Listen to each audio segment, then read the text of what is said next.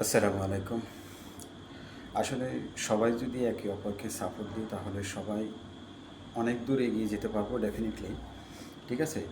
অনেকে আছেন আপনারা হিংসামি করেন, এগুলা কিন্তু আসলে ডেফিনিটলি ঠিক না। আমরা যদি প্রবাসী ভাইদেরকে সাপোর্ট করি বা নতুন ইউজার যারা তাদেরকে যদি সাপোর্ট করি, তারা কিন্তু একটু উপরের দিকে উঠতে পারবে। আপনার অনেক লোক আছে যে আপনাকে সাপোর্ট দিবে না, ভালোবাসা দিবে না, উপরে উঠতে দিবে না। তারা চেষ্টা করবে যে কীভাবে গাছটা বড় হয়েছে তাকে কাটিয়ে কাটিয়ে নিচের দিকে নামানো যায়। এগুলো আসলে ঠিক করবেন না। আর সবচাইতে বড় কথা হলো, এখানে অনেক ভাইয়েরা আছেন, বোনেরা আছেন, আমাকে ভালোবাসেন, পছন্দ করেন, ফলো করেন, আমার ভিডিওগুলো শেয়ার করেন। ঠিক আছে ভাইয়া? তাদেরকে আমার মন থেকে অনেক ভালোবাসা ও শুভেচ্ছা অভিনন্দন। আমি হলাম একজন দুবাই প্রবাসী রেমিটেন্স যোদ্ধা। ডেফিনিটলি আমি রাত্রের বেলা ভিডিও বানাইতে পারি, কিন্তু দিনের বেলা পারি না। কারণ জানেন? ডিউটি ডিউটির কারণে বানাতে পারি না। তারপর হলো লাইভে আসতে পারি না। ঠিক আছে? তো আমি চাইবো, আমি যে আপনাদের সাথে বকবক করতেছি, এই বকবকগুলো যদি আপনারা একটু সাপোর্ট দেন তাহলে অনেক ভালো হবে। ঠিক আছে?